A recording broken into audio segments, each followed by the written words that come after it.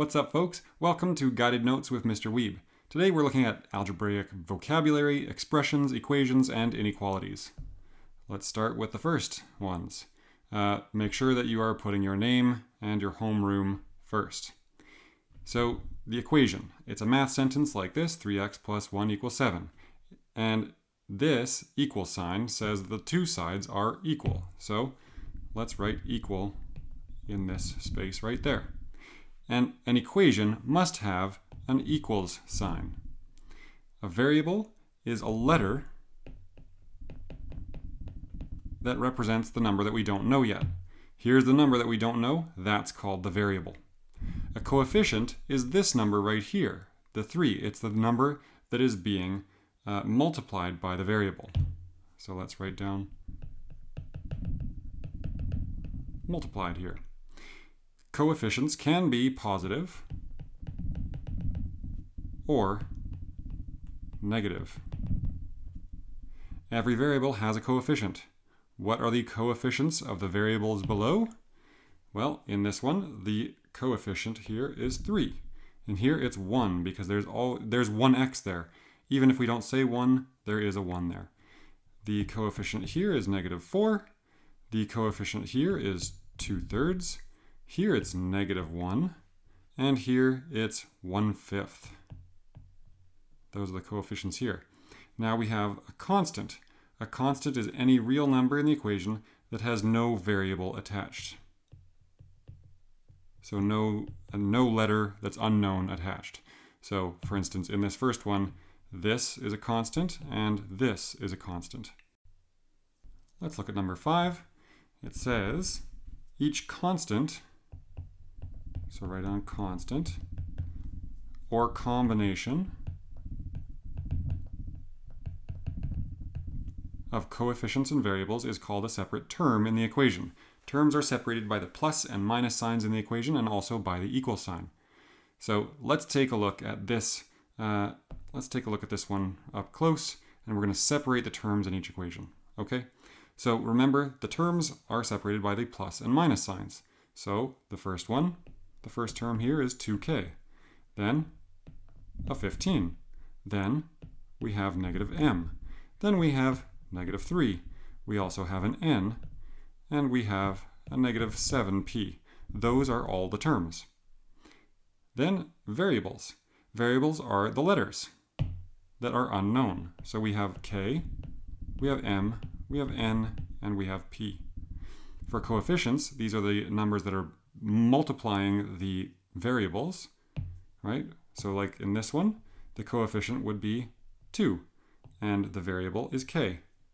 So coefficients are going to be 2 and -1, because here there's an invisible 1 right here, because there is only one m here, and so they don't need to write 1m. We can see that there's 1m, but it's a -1m, so we have to call it -1. And then in front of this n, there's a 1 here too. It's a positive 1 this time.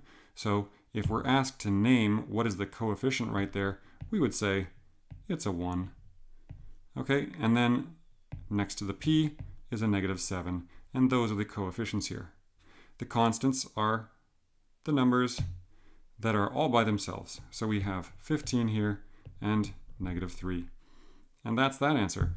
Let's move over here and try it again with the terms. The terms are -8, -4c, 7c, -12c, -2, and m. The variables are going to be c and m.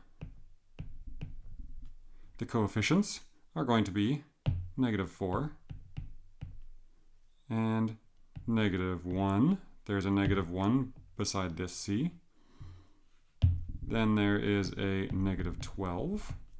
Then there is a positive 1 beside the m over here. I think I got them all.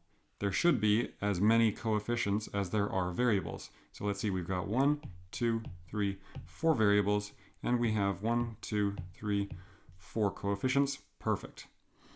Then we have the constants, the numbers that are all by themselves. We've got -8, we've got a 7, a positive 7. Then we've got a negative 2, and that is it. All right, let's have a look at what expression means. It's a group of terms and does not contain an equal sign.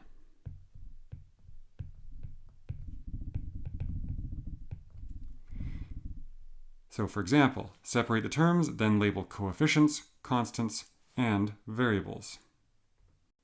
So the first thing we'll do is have a look over here at this one. How many terms are there?